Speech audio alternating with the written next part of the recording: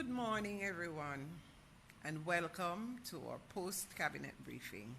We have with us this morning the Honorable Favor Williams, Minister of Education, Youth and Information, the Honorable Robert Nestor Morgan, Minister of State in the Ministry of Education, Youth and Information, Dr. Cassan Troop, our Chief Education Officer, acting Ministry of Education, Youth and Information, other staff supporting from the Ministry of Education, and members of the press. Welcome. I'll hand you over now to Minister Williams, who will take us through the decisions.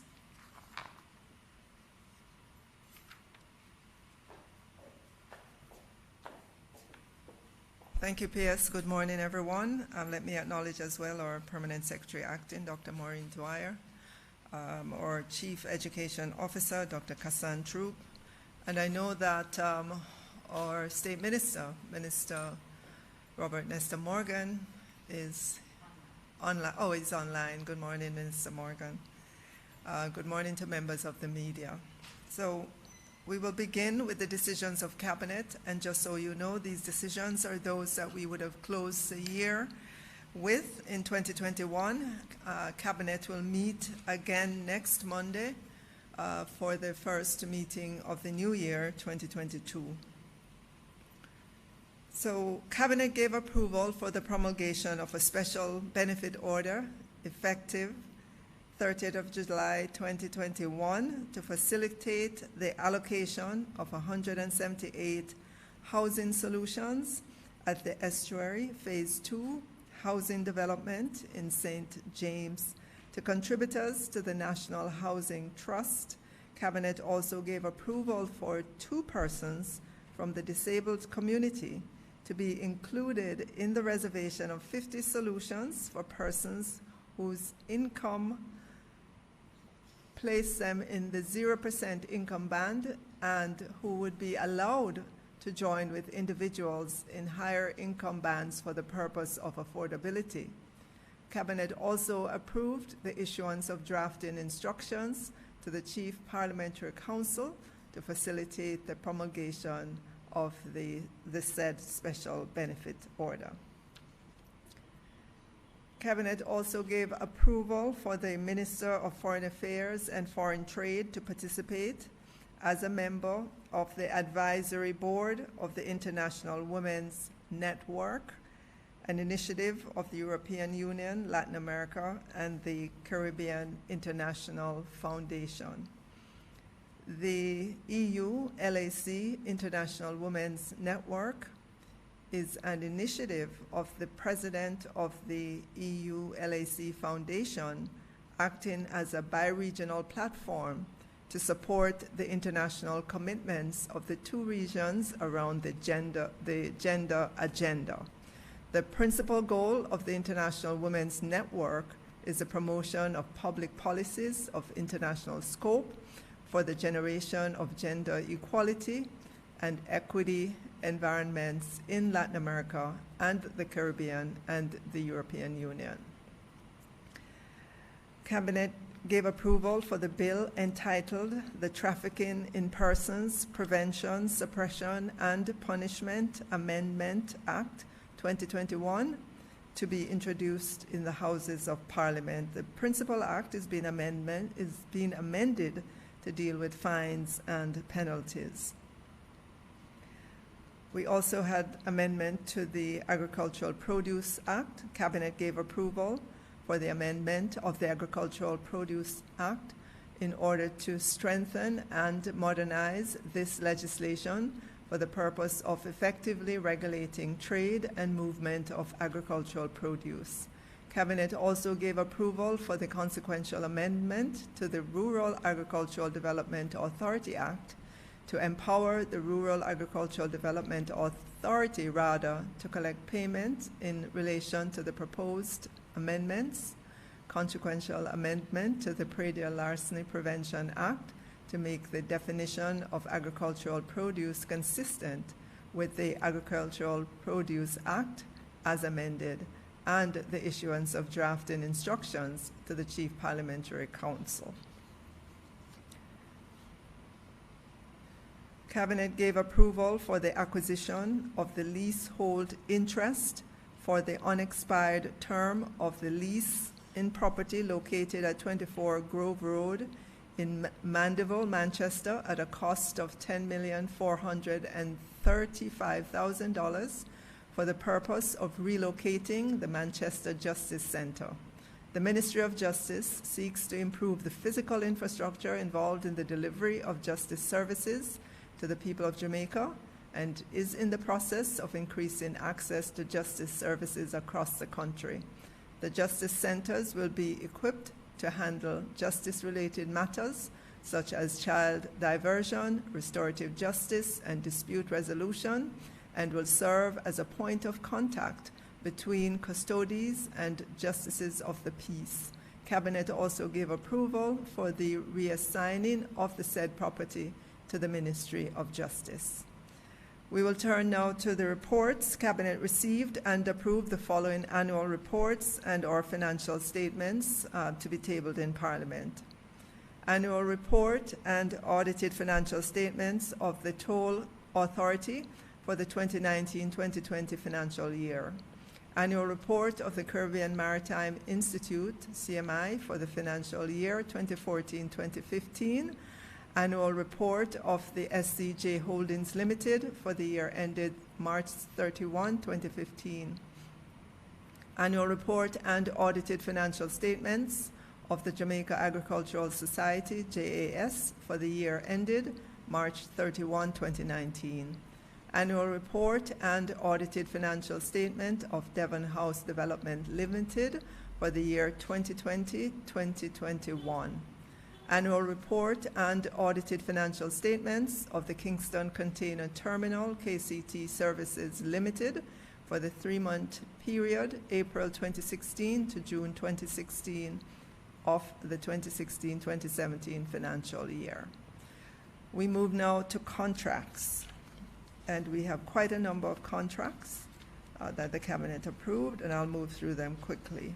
The first is Cabinet ratified variation number 3 of a contract by the Port Authority of Jamaica to MZ Holdings Limited in the amount of $26,872,864.20 for the provision of security and dispatching services at the Port of Ocho Rios, Ocho Rios Port Ship Terminal, and Ocho Rios Fishing Village and environs of the Falmouth Cruise Ship Terminal for the period September 1, 2020 to August 31st, 2021.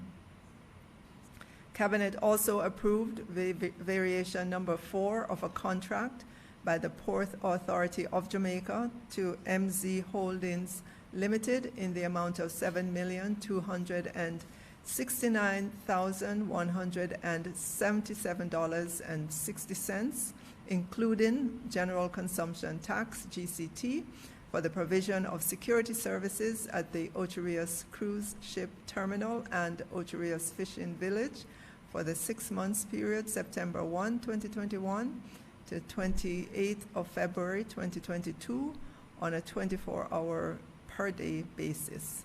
Cabinet approved the award of a contract for the provision of security guard services to the locations of the Transport Authority for a period of 3 years in the amount of $306,178,668, inclusive of GCT, and that contract was awarded to Marksman Limited. Cabinet approved the award of contract for the continuing provision of consulting services to the Compensation Review for the Government of Jamaica in the amount of US $959,094.36, excluding taxes, to Ernst & Young Services Limited.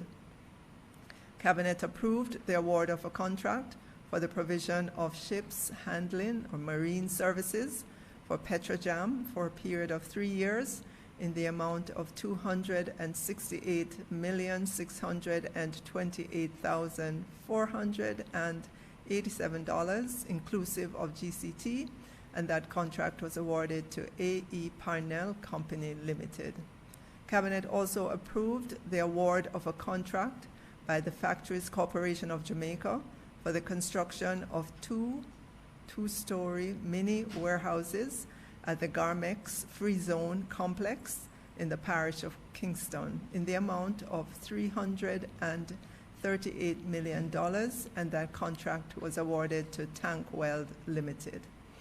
Cabinet approved the award of a contract by the Urban Development Corporation, UDC, for the provision of external auditing services for the UDC and its subsidiaries for a period of 3 years, ending 31st March 2021, 2022, and 2023, in the amount of $72,722,668, inclusive of taxes, and that contract was awarded to PricewaterhouseCoopers. Cabinet also approved the award of a contract for the renewal of insurance coverage for the Jamaica Urban Transit Company Limited, JUTC, through Marathon Insurance Brokers Limited for the period October 1, 2021 to September 30, 2022, with the recommended insurers being Advantage General Insurance Company and Lloyd's Insurance of London, and premiums as set out in the approval.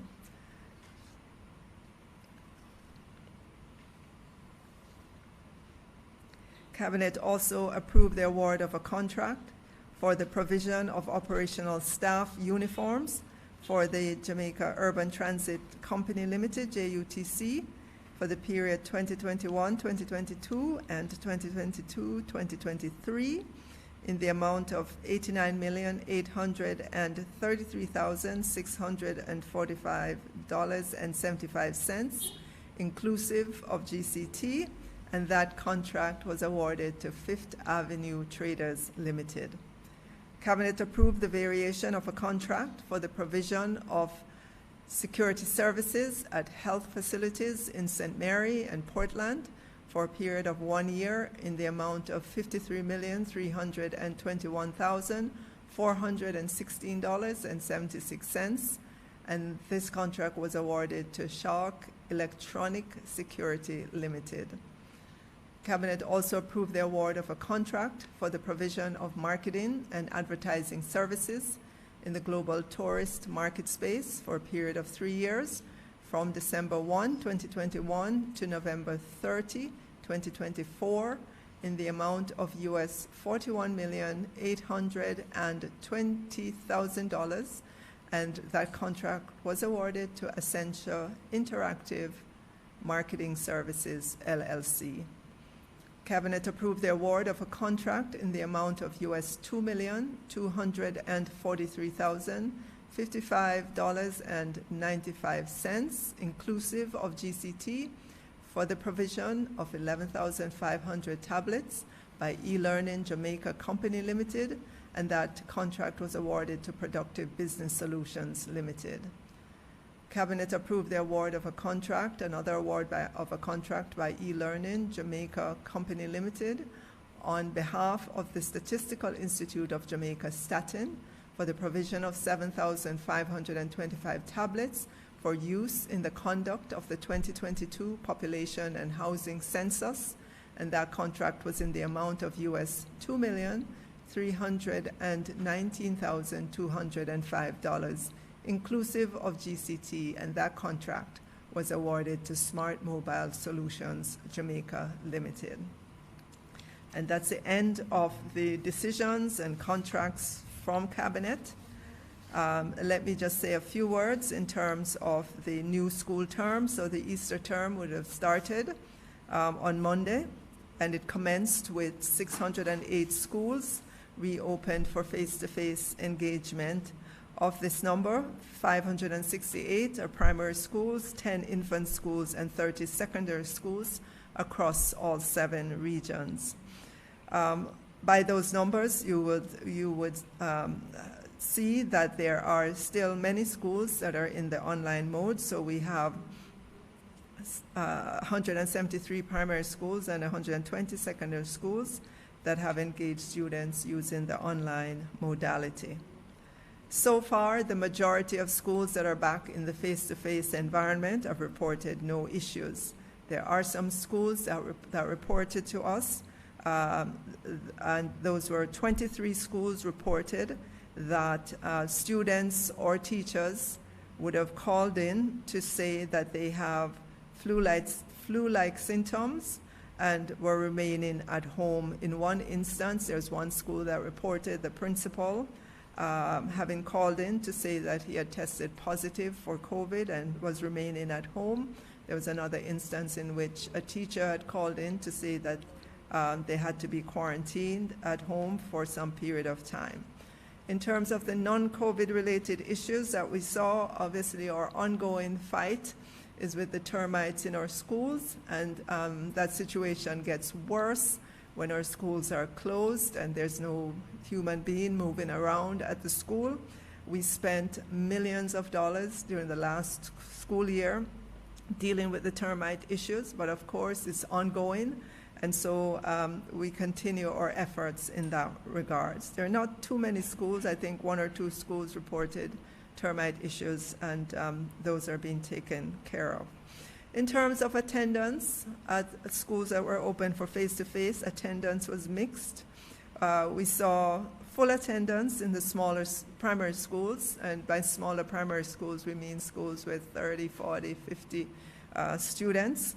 For the larger schools, attendance was relatively low, but again, these are early days in terms of school reopening, and because schools are using the rotation approach and the staggered resumption, this is what we would expect. As the days go by, we're expecting to see more and more of our students back into the face-to-face environment.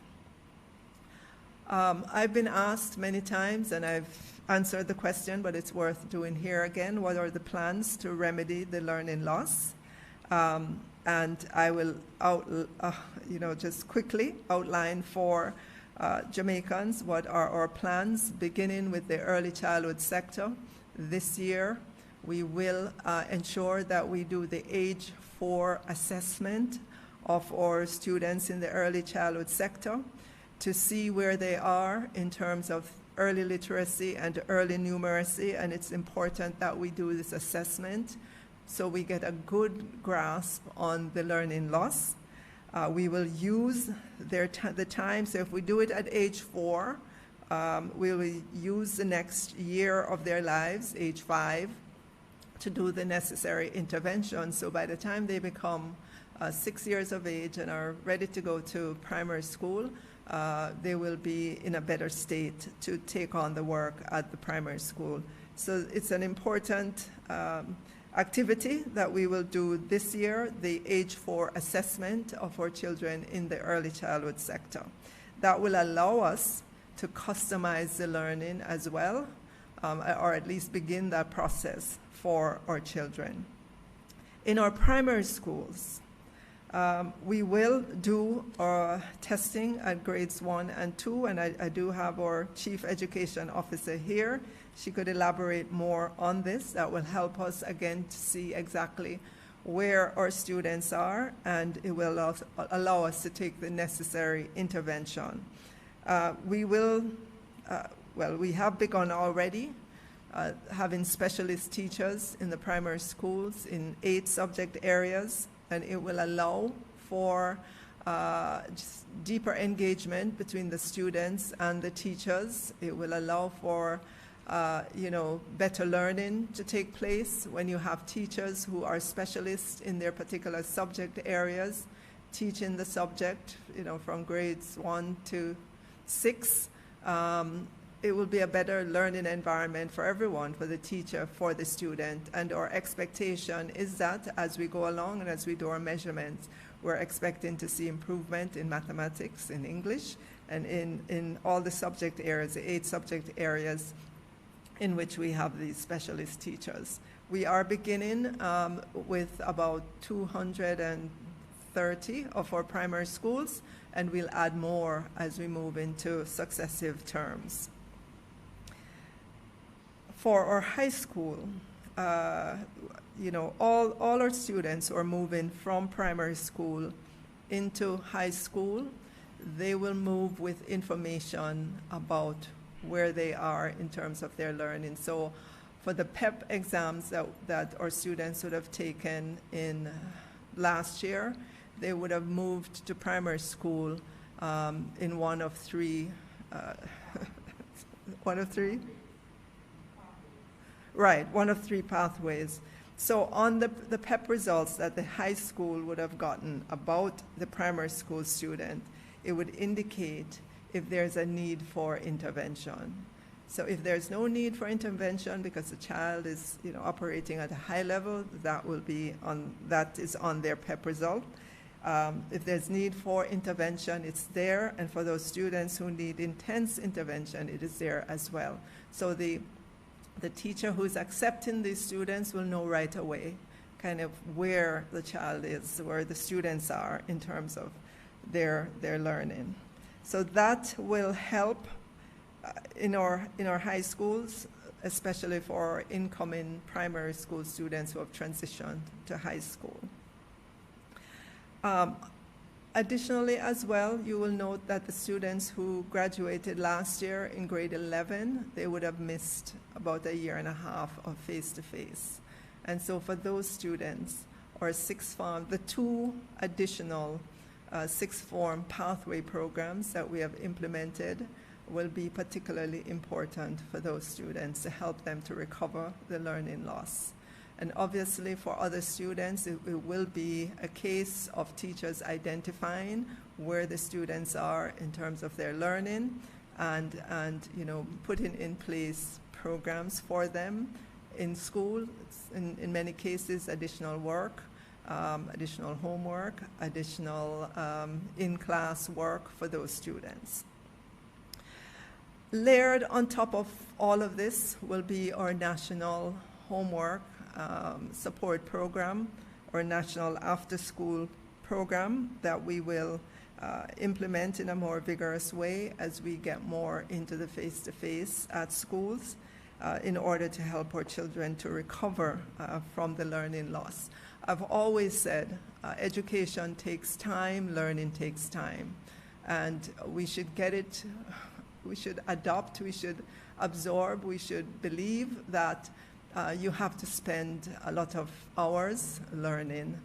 There's no getting around it. If you look at other countries that excel, whose students get high marks, they put in the work.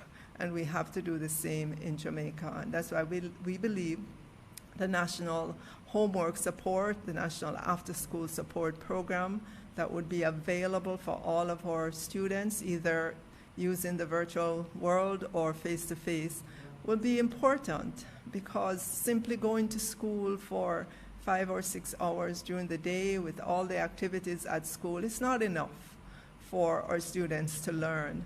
We know that in Jamaica, over the decades, many parents with means get private tutors for their children. Why? Because they realize that learning takes time. You just need to put in more hours to really excel at what you're doing.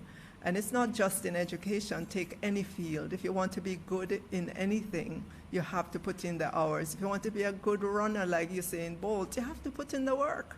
If you want to be a good pianist, a good computer programmer, a good doctor, a good lawyer, you have to put it in.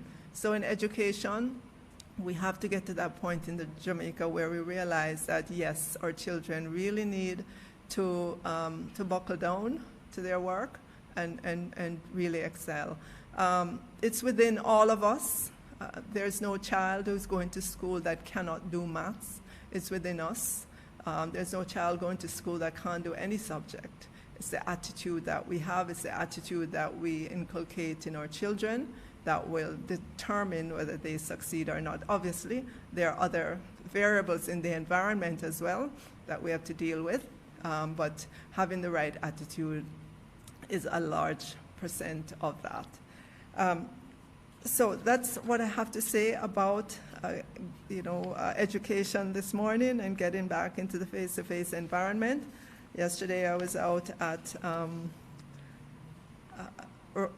Rock Hall Primary School, and it was a joy to see the students come back. They were singing, they were having devotion, of course. They were all in their masks. They were observing the physical distancing, and I think our children get it. When I see them in schools and even outside of schools, they get it. They get the mask wearing, they get the hand washing, they get the physical distancing. And it's incumbent on us as adults and as parents to follow their lead, to protect ourselves, to protect them, and to get the vaccines. I mean, gosh, it's been almost 2 years now. Billions of people around the world have taken these vaccines. They are still strong and healthy, and truth of the matter is we can end this pandemic. We know how. It's within our reach to do so. But we have to do those things that will cause it to end, and one of those is to become vaccinated. Thank you, ladies and gentlemen.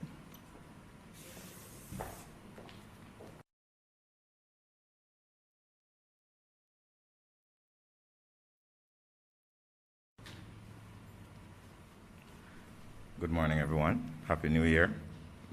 First time I'm seeing you guys for the new year. We will now open the floor to questions from the media. Do we have anyone on?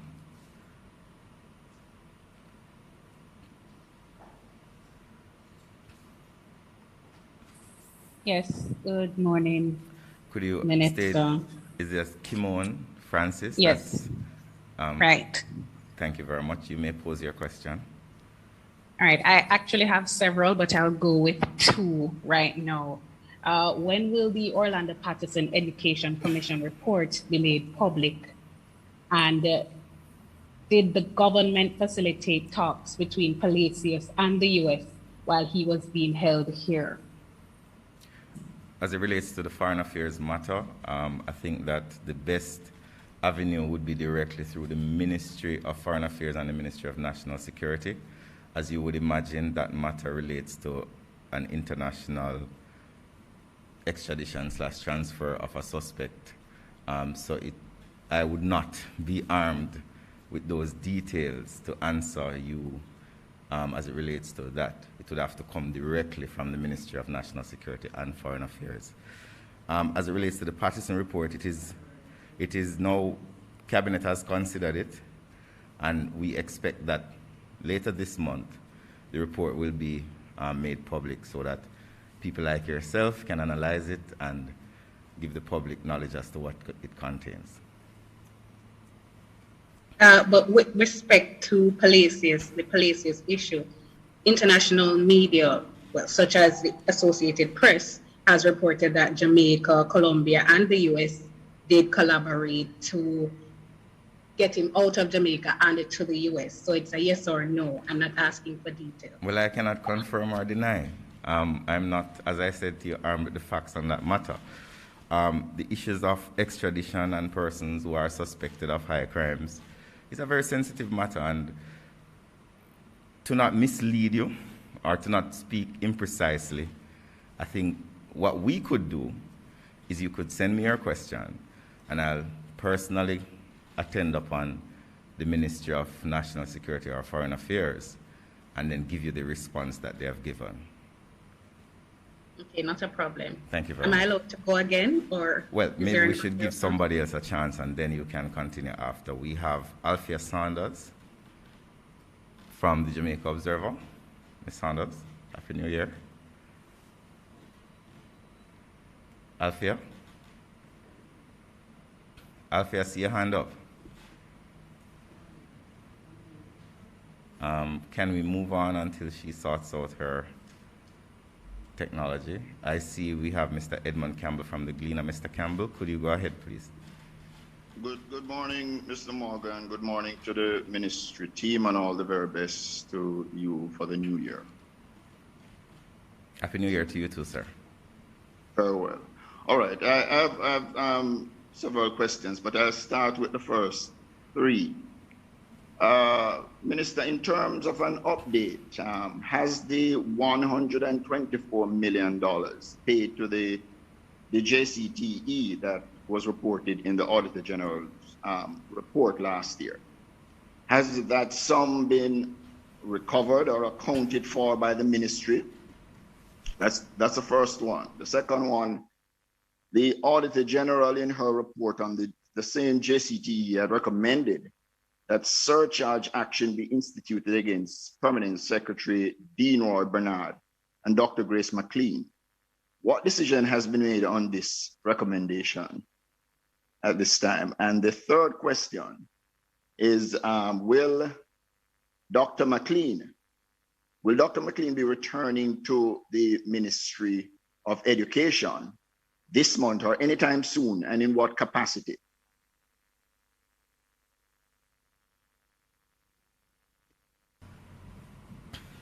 I will answer your third question, but I will give the minister the opportunity to speak on the issue of the monies as well as the surcharge. As it relates to your third question, as you are aware, the constituted authorities are currently in the midst of their investigation.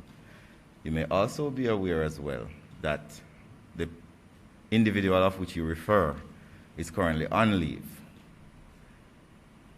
As the investigation progresses, the investigation will inform the future actions of the government as it relates to the particular investigation. It would be inappropriate for us to act without being empowered by the constituted authority, as we also have to contemplate that persons have legal rights that they, under the Constitution and various statutes, benefit from. So we have to also recognize the power of the constituted authority and balance that with the rights of the individual. So it would be highly improper for us to pronounce on somebody's future without empowered by what is being done in terms of the investigation and so on.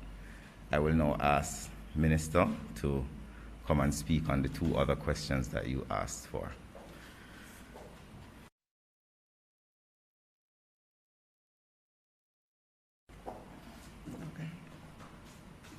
So, Mr. Campbell, you asked about the $124 million that was paid to JCTE, and I think the question was, has it been recovered? To say, well, the investigations are still ongoing. Investigations are being conducted by Financial Investigation Department, FID, and the MOCA. The investigations are continuing, so no, there has not been any recovery yet of that $124 million. With regards to your question about the surcharge, was there any surcharge action? Surcharge action was taken by the Ministry of Finance and the Public Service, and letters would have been written to our Permanent Secretary acting in that regard, and I know that she has taken the necessary steps to deliver the letters that would have come to her.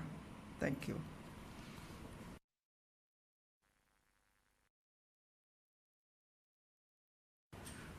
Mr. Campbell, I will come back to you, but do you have a follow-up? I cannot. Hold on a second, Mr. Campbell. Can we bring him back up? Could you repeat your question, Mr. Campbell? We're not hearing him. Is your mic, can he hear me? We're not hearing you, Mr. Campbell. All right. I'm going to come back to you, Mr. Campbell, but allow somebody else, because I'm not hearing you. So can we move on to, is Alfia back? Yes, I'm here. Good morning. Hi, good morning. Happy New Year. Thank you. Same to you. Please go ahead with your question, yes. Right. Minister Williams, could you please provide an update on the minimum 65% vaccination coverage that was a target for the face-to-face reopening of high schools? And can you say what is the current level of vaccination among that cohort?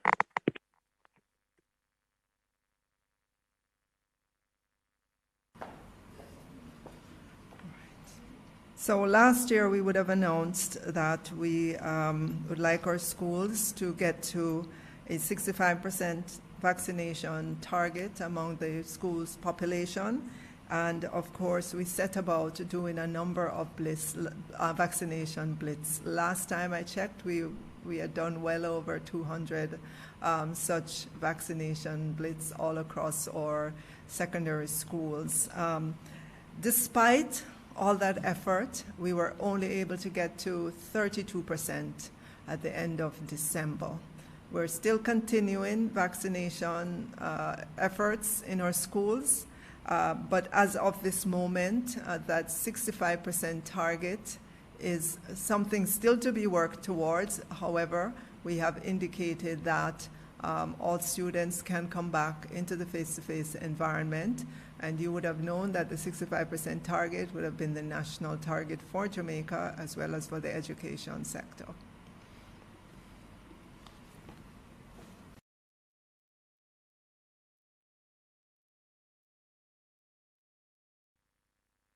Do we have any other new questions before we go back to the follow-ups?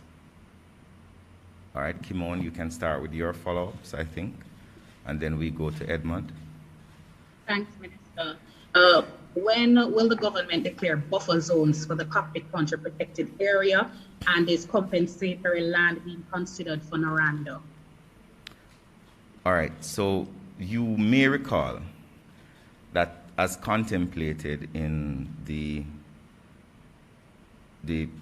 draft declaration of the Cockpit country, I think it was 2017, buffer zones were a part of the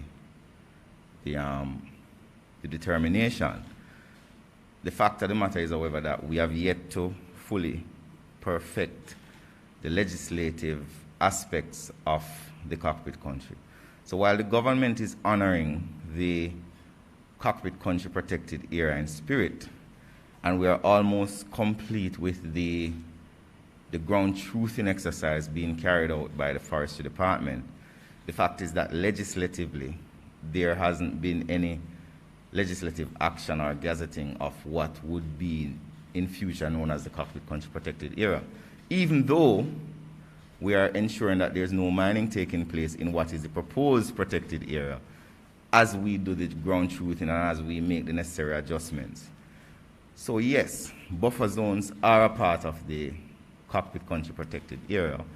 As you may recall, there are various water resources there, flora and fauna, maybe archaeological assets there as well. So it's a very important area for us, and the government has done a lot of work since 2016 to ensure that the area is protected and that there is no mining in the proposed Cockpit country protected area, as well as the proposed buffer zones. Your second question was about compensation for Noranda? Right. I don't know, I can't respond to that. That's a very new one. I would have to refer to the Ministry of Mining to get a response on that.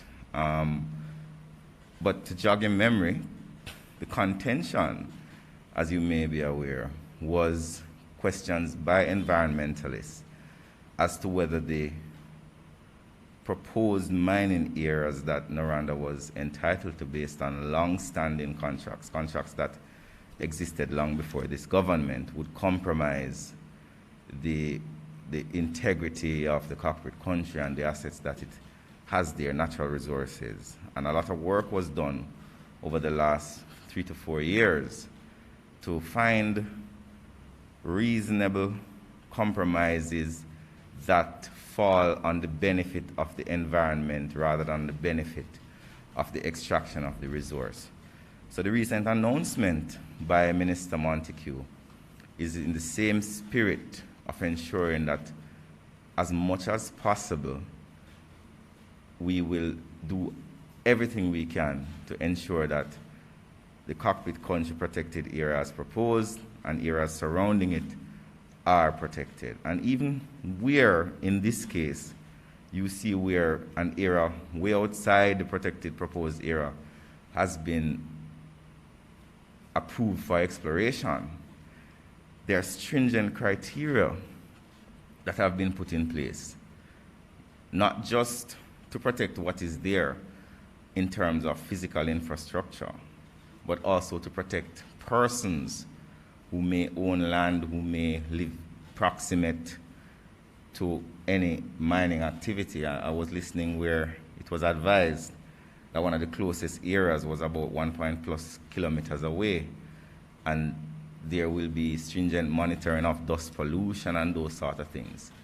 So I don't know, and we will have to speak to Minister Montague about it as it relates to compensatory land for Naranda. I don't know, I cannot comment on it. What I can speak about is the significant work that has been done by the Jamaica Bauxite Institute, by National Environmental Protection Authority, by the Water Resources Authority, by the Prime Minister himself, by the Partnership Council, by environmentalists such as Jamaica Environment Trust, and several other organizations to come to a settled position on an issue that has been dogging us as a country since independence. And we're very happy that we have reached this stage. There's a lot more work to be done as it relates to the protection of our resources. But we are confident that the work that we have done over the last several years has been to the benefit of the environment and the country. But Minister, as it relates to the buffer zones, while they have been identified or written in, when will they be declared and when will legislation come? Is there a legislative push? There is a legislative push. So let us look at, and we can go into the rudiments of the legislative process, but I won't bore you with that. So you have a policy, then you have various legislative papers in Parliament, and then you have a bill. In this case, you probably are going to have to amend certain bills. But what has happened over the last 4 years, several processes have been taking place concurrently. So we had the consultations with the stakeholders, persons within the space, persons within government entities, persons within private business, as to where could the government go with the cockpit country, if you remember. And there was a lot of conversation within the society. There are various positions as it relates to where the cockpit country ends and where it begins. One school of thought said the entire Western Jamaica, going all the way down to Appleton, was the cockpit country. There was another school of thought that said it was more restrictive, and so on. But we were able to come to a scientific determination based on historical facts, based on geology, based on geomorphology, if that's the correct word. When that was done, the Prime Minister made a presentation in Parliament where he presented a map outlining what the proposed cockpit country protected area was. And all government agencies were empowered to acknowledge the government's policy directive as it relates to the cockpit country protected area, including buffer zones. The NEPA, which essentially approves environmental permits for extraction of minerals in anywhere in Jamaica, Water Resources Authority, the Jamaica Bauxite Institute, the Forestry Department have all been working collaboratively to ensure that there is no mining in the cockpit country proposed protected area. Additionally, there have been accusations of mining in the past, and we have used satellite technology and all of those things and demonstrated that we have recognized and activated the spirit of the policy decision that the Prime Minister made in 2017. So you can be assured that as the concurrent process of legislative change rolls forward, that the government has already started acting as if the law is already in place, which is that there will be no mining in the cockpit country protected area and the buffer zones associated with it. And you know, Kimon, the speed at which legislative change happens within our society is something that we need to improve. But we're not waiting on that to act and protect. We're protecting and acting as we are obligated to do. Thank you. Ricardo Brooks from Nationwide News Network. Happy New Year, Ricardo. Happy New Year, Minister. Good morning. 3 quick questions. First of all, can you say when the country can expect the tabling and passage of the new Firearms Act and the Enhanced Security Measures Act? Also, following up on what the minister said, has the acting permanent secretary yet advised Mrs. McLean of the surcharge, and when can we expect her to remit those payments? And thirdly, does the minister retain confidence in Dr. McLean to return to the ministry as permanent secretary when her leave ends? Thank you, Ricardo. I see you have started off on the front foot, but we too have some cricketing skills. The first question, well, let me answer the question about confidence. I think it's and I would say an unfair question to ask the minister in light of the fact, as you will be well aware because you reported it extensively on your station, that there's an investigation taking place. So it is a bit premature to even ask the minister about confidence, as the minister would not be in a position to express confidence or a lack thereof in light of questions and investigations. The only thing I will say on behalf of the minister is that persons within our legal Commonwealth jurisdiction are innocent until proven otherwise. So we await the outcomes of the investigations before we make any pronouncement on any person's guilt or innocence. The second question about surcharge letters, they have been furnished with the persons. They have been delivered to the persons in question. It is now for the persons in question to activate whatever mechanisms within 30 days. Yes, they have 30 days to respond, and they are empowered to activate whatever personal action they seek to take in that regard. That's a matter that is managed by the Ministry of Finance. The ministry has just been a conduit for transferring the information. What was your third question, Ricardo? The amended Firearms Act and the Security Measures Act, enhanced one. When do we expect those to be tabled? You do know that the Prime Minister spoke about the Firearms Act in his New Year's message, and the Minister of National Security, as well as the Attorney General and others, have spoken about the enhanced security measures legislation.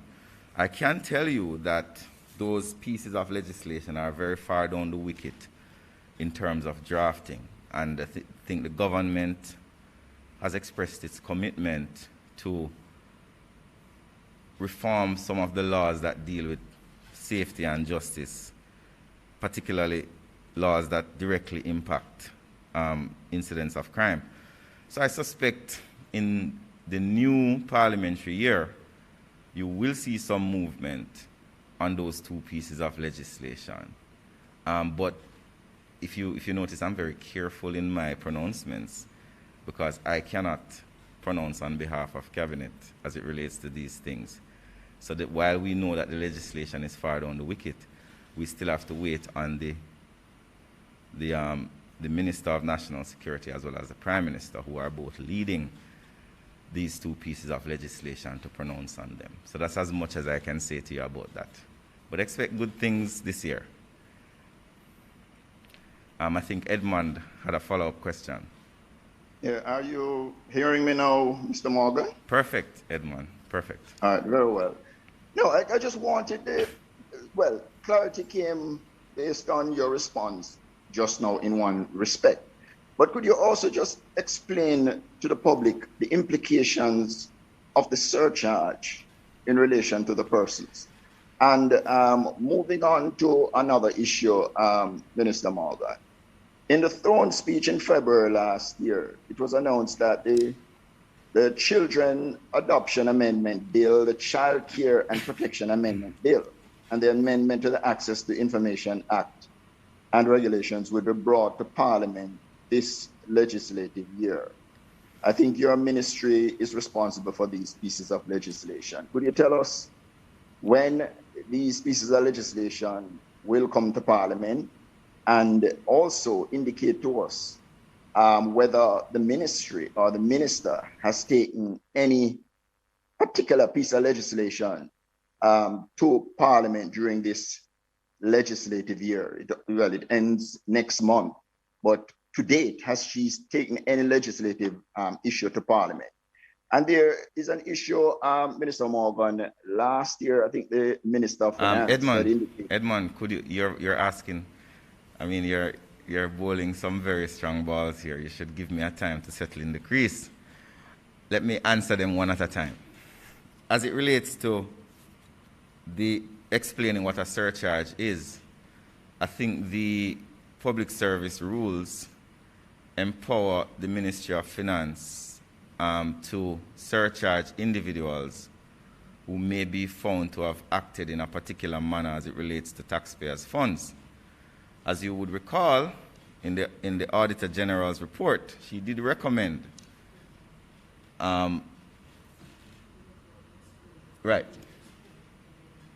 she would have recommended surcharge based on opinion that the individuals would have brought undue exposure to the government in terms of taxpayers' dollars.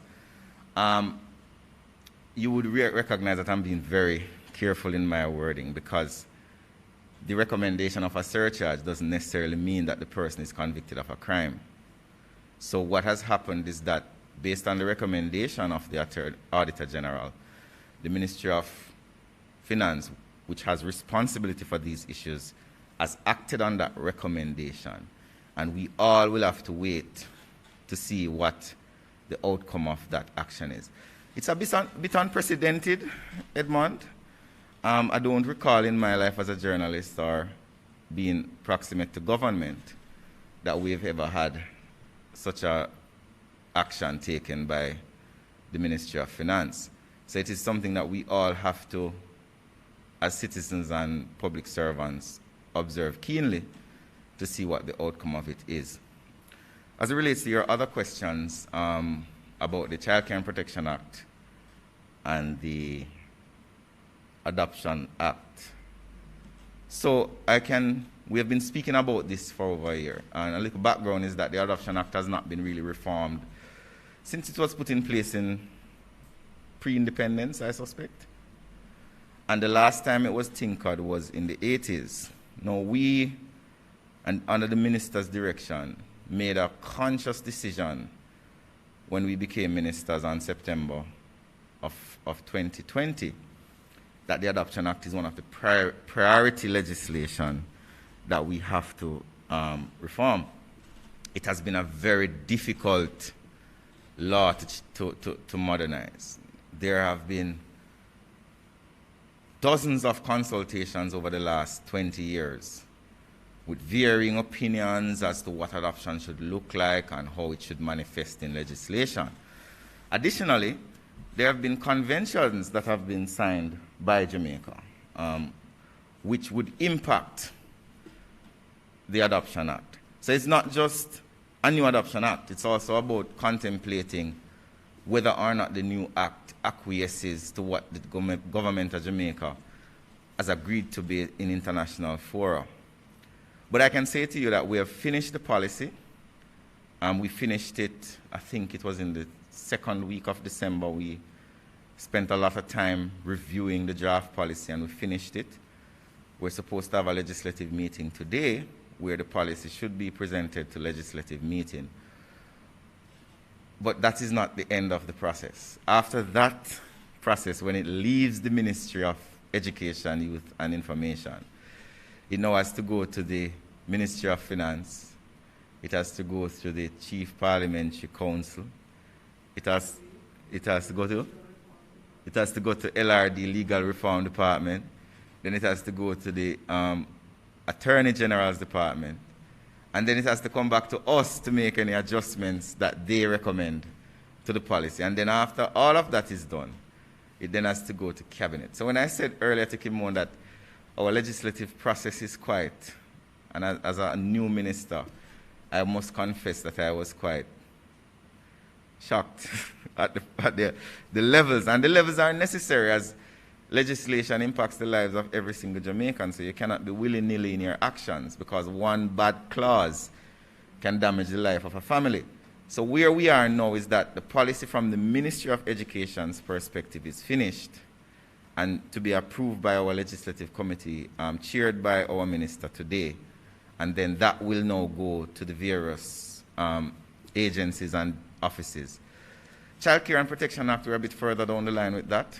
As you know, that act has been pregnant for review for a long time. You would remember that Minister Kamina Johnson-Smith tabled our private members in the motion in the Senate in, I think, 2013, coming out of the killing of Kian Lamont, who was a pregnant woman in St. Thomas, and that predicated her to ask for the reform of the laws that deal with the assault of women and so on, laws that deal with how the vulnerable are treated, laws that deal with how children are treated. The previous administration, I think, started the Joint Select Committee, and then it was paused for whatever reason. We started it up back, and we completed the reform in, I think, 2018, the review. It was sent to the ministry. When we came in September, we saw it, and we decided to press gas on it. We did a lot of work. We consulted with a lot of external persons as well as internal. The CPFSA has been integral in it, as well as members of civil society, some members of civil society, as well as other technical persons in academia. We have finished the draft amendment document, and that has now been sent to the relevant entities that I mentioned earlier for their review. One of the things that is very important, though, I want to mention to you, and this is something that we are pushing hard on because Cabinet has mandated it, and it's to deal with the issue of quote-unquote uncontrollable children being placed in juvenile facilities, essentially jail or prison. We as a government do not believe that is appropriate, and though we have put in place systems such as the child diversion process, there are still learned judges who continue to place children in penal facilities. So we have pulled out Section 24 out of the CCP, and it's our intention to repeal it totally, to remove the possibility of a judge using their discretion to place a child in a penal institution when they have not been charged with a crime. So that is where we are with that. As it relates to the reform of the Access to Information Act, you will remember that in Right to Know Week a few months ago, the same questions were asked, and I did give a very long explanation as to what has happened. You would remember that many years ago, I think almost a decade ago, there was a Joint Select Committee that was empaneled to look at the Access to Information Act. I think it was 2011. We started it in 2011, but it never, and the report was submitted, but between 2011 and now, there has not been much movement. We have been moving on it. We have been working with the head of our information division, and we have been we're drafting a cabinet submission to see if we can get direction as to where to go, whether or not the challenge we've been having is that we can't really use the 10-year-old, about 10 years, right, Minister? The 10-year determination of the Joint Select Committee, because a lot of the decisions in it are dated. So the dilemma that the ministry faces is whether to have a new Joint Select Committee, and as you are aware, the parliamentary schedule is very tight, or to have a consultative process. That's a decision that Cabinet is going to have to make. We are about to submit something to Cabinet to get their direction on where to go with it. And I think I made a similar statement in Right to Know Week last year. I don't know if anyone has any more questions. Minister.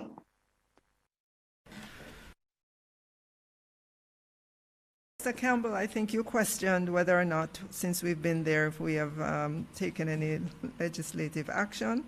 And yes, we are quite pleased to have brought to the Parliament the PBCJ Act, the amendment for that Act. PBCJ means the Council of Community Colleges of Jamaica.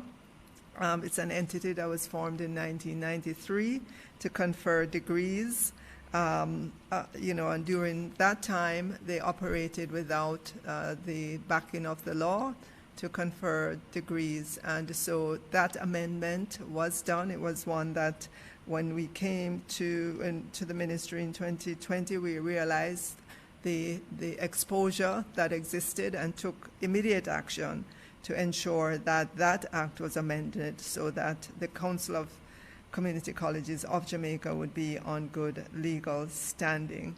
Additionally, for this legislative year, our plan is to bring the Jamaica Teaching Council bill to Parliament. We have done a lot of work on it for years, many, for over a decade. This bill has been going back and forth, many consultations with the Jamaica Teachers Association and other stakeholders. It's gone through many ministers, many permanent secretaries.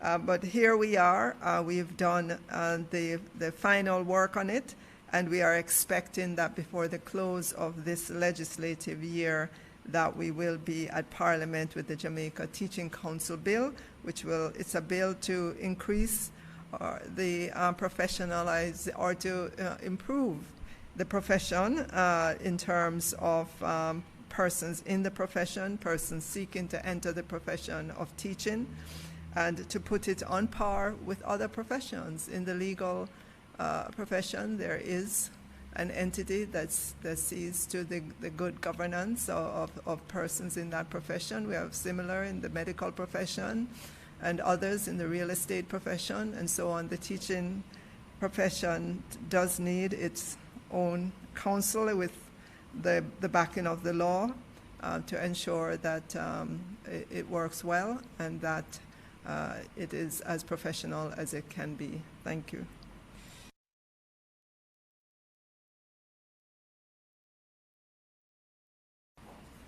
Thank you, Minister. I think we have one final question from Althea, and we have another. We're taking two more questions, as you can see. We're about to touch the 1 hour mark, which is usually the time designated for the conference. Ms. Saunders. Yes, I'm just piggybacking a little bit on Edmund's question. Not sure if it was asked because I had to switch devices, but on the JCTE matter, one of the main recommendations that were made by the AG is that the findings should have been forwarded to the police to initiate investigations. Has that been taken up? Thank you very much, Althea. Yes, it has. The Minister and the Permanent Secretary have been very cooperative with all the investigative bodies. You would recall that it was from the Ministry that the request to look into all of these issues came, and when the investigation by the AG was done and she made our recommendations and she recommended that the authorities be called in, that was done. And we've been very cooperative. We have nothing to hide.